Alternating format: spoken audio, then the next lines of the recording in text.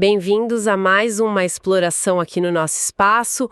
Hoje a gente vai mergulhar num sermão que marcou época de Charles Haddon Spurgeon. O nome é A Conversão de Saulo de Tarso. Um clássico, realmente. E o ponto central é aquela passagem forte, né? De Atos 26:14. Saulo, Saulo, por que me persegues?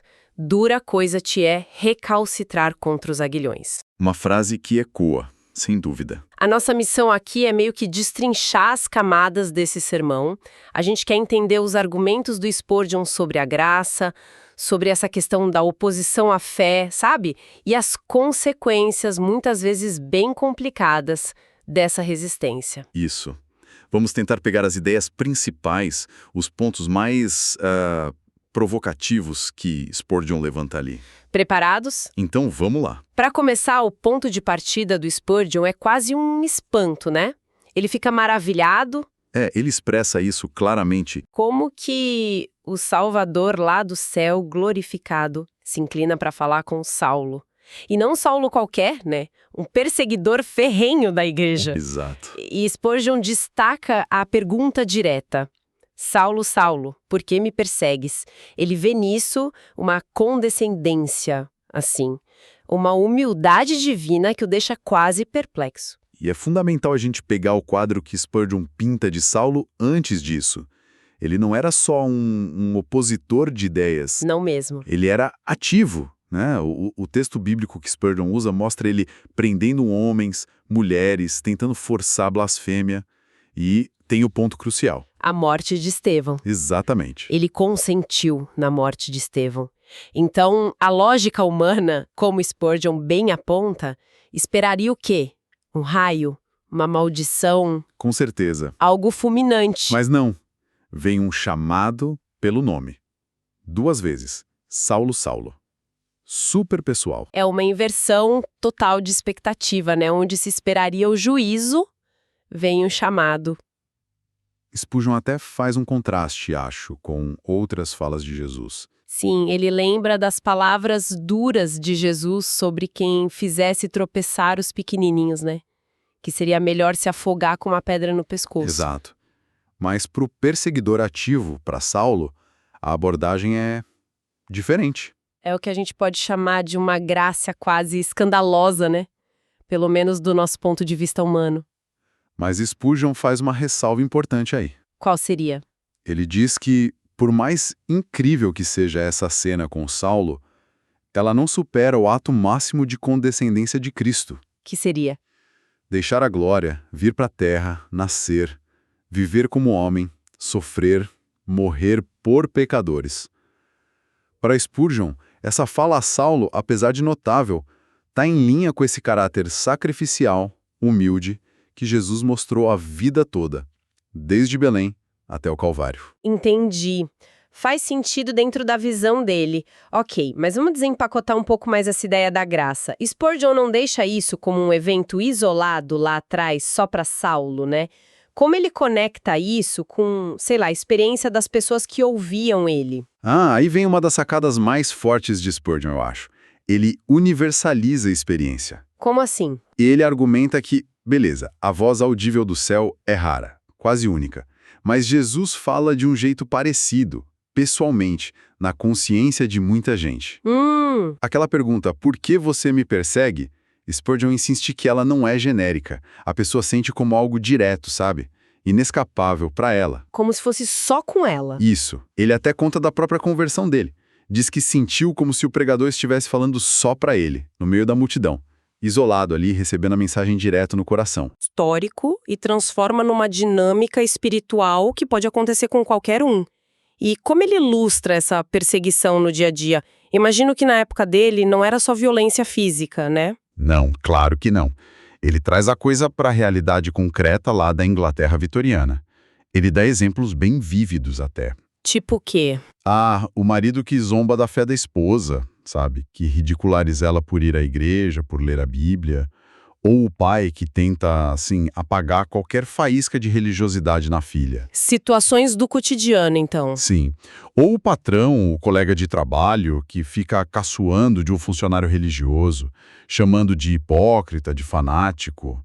Ele até descreve umas situações mais pesadas, tipo, o marido trancar a esposa fora de casa porque ela foi num culto. Nossa, pesado? Exemplos da época, claro. Mas o ponto central é essa dinâmica de hostilidade, de oposição à fé, seja sutil ou escancarada. E isso leva a gente para outro ponto que Spurgeon bate muito na tecla.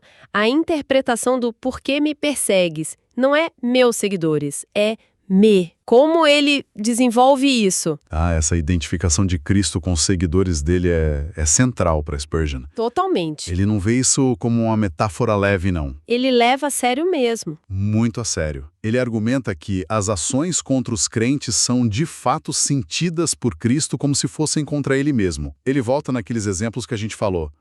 Rir do pobre religioso, trancar a esposa fora. Sim. Spurgeon diz que, nesses atos, a pessoa está, na verdade, zombando ou maltratando o próprio Senhor da Glória. Ele cita o princípio bíblico, né? O que vocês fizeram a um dos meus menores irmãos, a mim o fizeram. Uau! Isso muda completamente a dimensão da coisa, né? Deixa de ser só um problema entre pessoas. Exato. Vira uma ofensa direta contra o divino. E Spurgeon usa isso para confrontar a lógica de quem persegue. Como? Com perguntas retóricas bem diretas, tipo...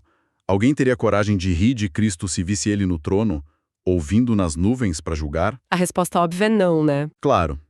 A implicação é, a perseguição só rola porque as pessoas não sacam quem elas estão realmente atingindo. Se vissem Cristo ali, naquela pessoa humilhada, talvez, só talvez, agissem diferente. E ele não para por aí, ele desafia a razão da perseguição também, né? Questiona os motivos. Sim, ele parte para um questionamento quase socrático. Que mal Cristo te fez ao perseguidor? Ele roubou algo seu? O evangelho dele te trouxe alguma desgraça real? E a resposta dele é o oposto, imaginou? Exatamente. Spurgeon argumenta, o evangelho prega amor, honestidade, perdão, sobriedade, coisas que, em tese, beneficiam todo mundo. Então, por que odiar alguém que só te fez bem? Ou que, se você não segue, simplesmente não interfere na sua vida? Qual a lógica desse ódio?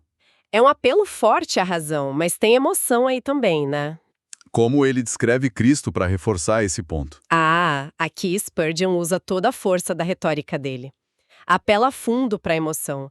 Ele pinta um retrato de Cristo que busca desmontar qualquer hostilidade. Como?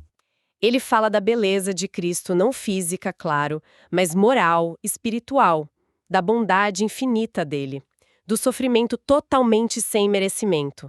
Lembra que Jesus não tinha onde reclinar a cabeça, que foi traído, açoitado, crucificado. Imagens fortes. E o clímax desse apelo é a oração na cruz. Pai, perdoa-lhes porque não sabem o que fazem. O objetivo é claro. Mostrar um Cristo tão amável, tão sofredor, tão perdoador, que odiar ele ou perseguir quem o segue pareceria não só ilógico, mas monstruoso, ingrato ao extremo. Entendi. Ele sugere que ver Cristo como ele é de verdade derreteria até o coração mais duro. A imagem que ele constrói é de alguém que, mesmo não sendo discípulo, se contemplasse Cristo assim, simplesmente não conseguiria se colocar como inimigo dele. Poderoso. E isso nos leva para a segunda parte daquela frase dita a Saulo: dura coisa te é recalcitrar contra os aguilhões. Essa imagem é bem gráfica, né? Como Spurgeon explica isso? Ele usa a analogia, que era super comum na época, do boi teimoso. O lavrador usa uma vara com ponta, o aguilhão, para guiar o boi. Certo. Quando o boi sente a picada para andar ou virar, e em vez de obedecer, ele dá coice contra a vara. O que acontece? Ele se machuca mais. Exatamente. Ele não machuca o lavrador, só consegue fincar ainda mais a ponta na própria pata. Se fere feio. É uma imagem de resistência inútil, sabe?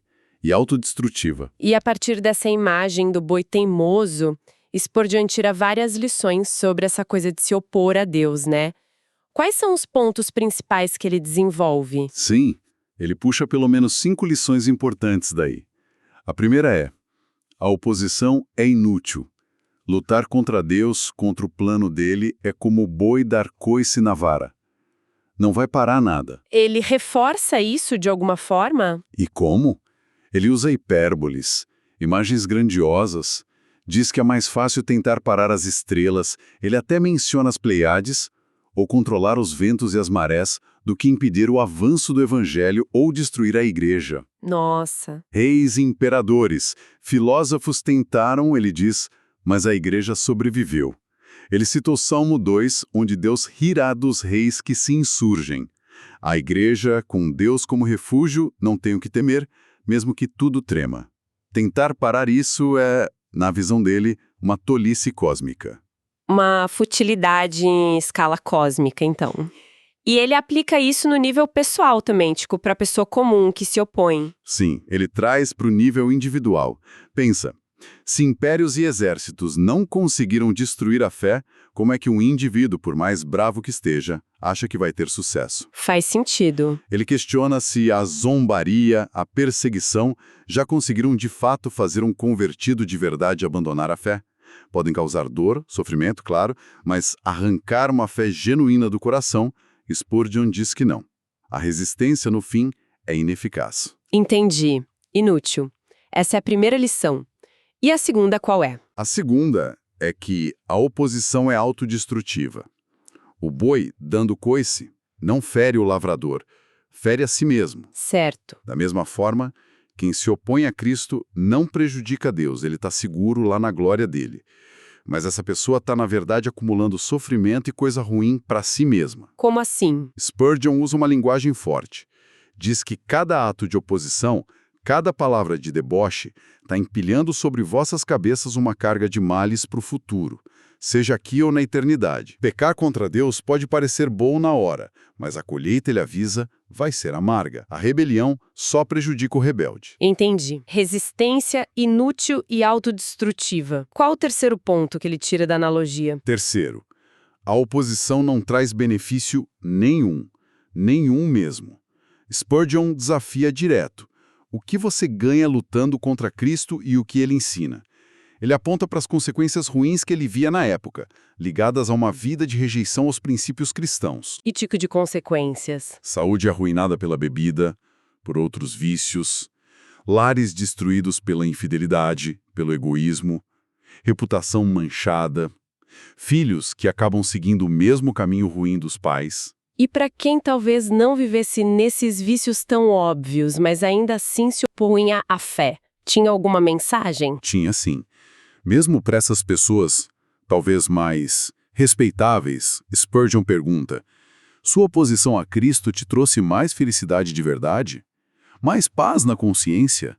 Algum consolo real diante da morte? E a resposta implícita é... Um sonoro não, né? Ele conclui que se opor a Cristo é um pobre jogo, uma aposta perdida que não oferece vantagem real nenhuma, só desvantagem. inútil, autodestrutiva, sem benefícios. O quadro pro opositor fica bem... Sombrio. Qual a quarta lição? Quarta lição traz um elemento teológico forte.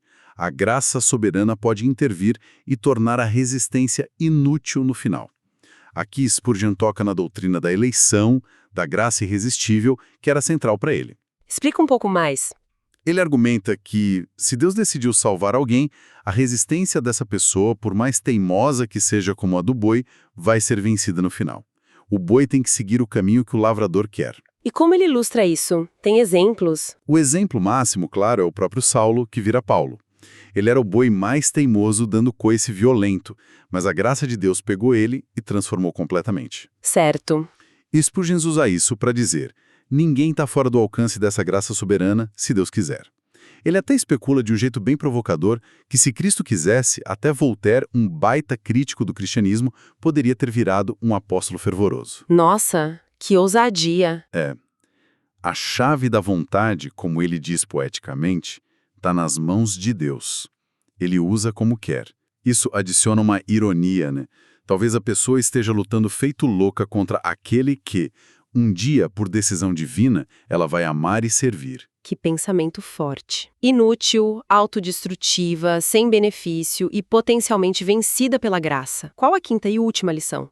do aguilhão. A quinta é que, mesmo que a pessoa não seja salva pela graça, o confronto final com a realidade divina é inevitável. A oposição não muda a realidade. Como assim? O fato de alguém zombar de Cristo não tira ele do trono. O fato de alguém negar céu ou inferno não apaga a existência deles, na visão de Spurgeon. Ah, entendi. A rebelião do boi não muda o destino final da viagem, só torna a viagem mais dolorosa para ele. A oposição a Deus não altera a verdade última das coisas, só sela o destino trágico de quem se opõe. A realidade de Deus, do juízo, da eternidade, tudo isso permanece, não importa a opinião ou a resistência humana. Uau! É uma sequência de argumentos bem intensa, quase esmagadora, baseada nessa imagem de recalcitrar contra os aguilhões. Depois de apresentar essa análise tão dura da futilidade e do perigo da resistência, como é que o Spurgeon encerra o sermão? Ele deixa as pessoas nesse lugar de confronto? Não, e essa é uma marca do Spurgeon pastor, depois dessa repreensão forte, dessa demonstração toda da tolice da oposição, ele muda o tom. Ele abre uma porta de esperança. Ah, bom. Ele se dirige àqueles ali na audiência que talvez tenham sentido o coração tocado, sabe? Que sentiram o peso da culpa pela hostilidade contra Cristo passada ou presente. E como ele oferece essa esperança? Qual o caminho? Ele volta nos exemplos de transformação radical. Ele lembra de novo Saulo, que virou Paulo, que se via como o principal dos pecadores, mas alcançou misericórdia e virou um instrumento poderoso para Deus. O próprio exemplo de Saulo já é forte. Sim. E ele traz outro exemplo muito querido para ele e para o público dele.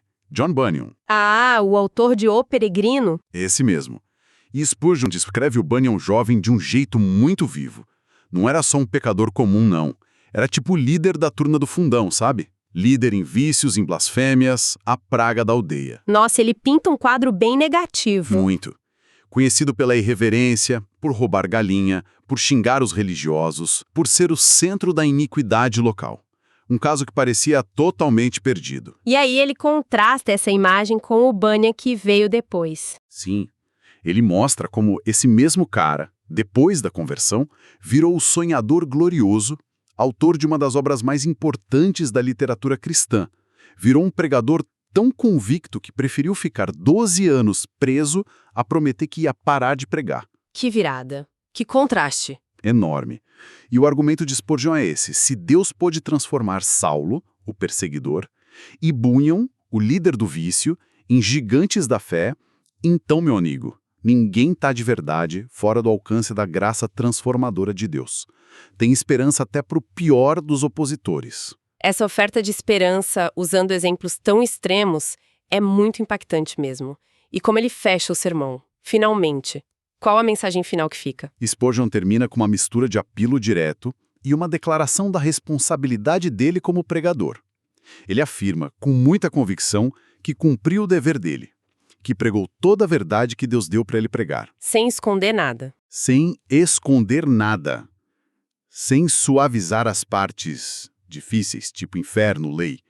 Mas também sem esconder a beleza da graça, do perdão. Ele diz que pregou sem medo de homem nenhum. E qual a implicação disso para quem estava ouvindo? Aí ele joga a bola, digamos assim, para os ouvintes.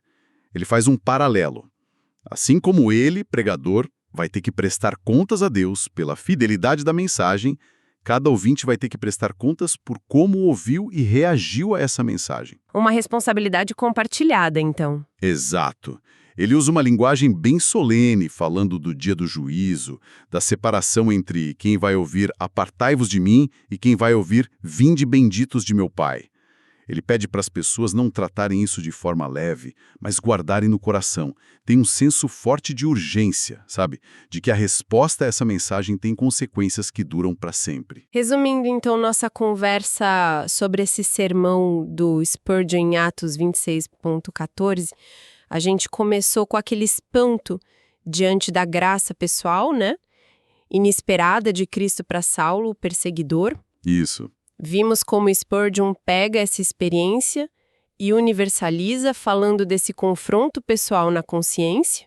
Exploramos a identificação profunda que Cristo faz com seus seguidores, Perseguir um deles é perseguir o próprio Cristo? Um ponto crucial para ele. Analisamos bem a fundo aquela imagem do recalcitrar contra os aguilhões, que Spurgeon desdobrou naquelas 5 lições, a inutilidade da oposição, o quanto ela é autodestrutiva, a falta de benefícios, a possibilidade da graça soberana intervir e a inevitabilidade do confronto final. Uma análise bem completa da imagem. E, por fim, a gente viu a porta da esperança que ele abre, usando os exemplos de transformações radicais como Paulo e John Bunyan, e terminando com aquele apelo forte à responsabilidade pessoal diante da mensagem.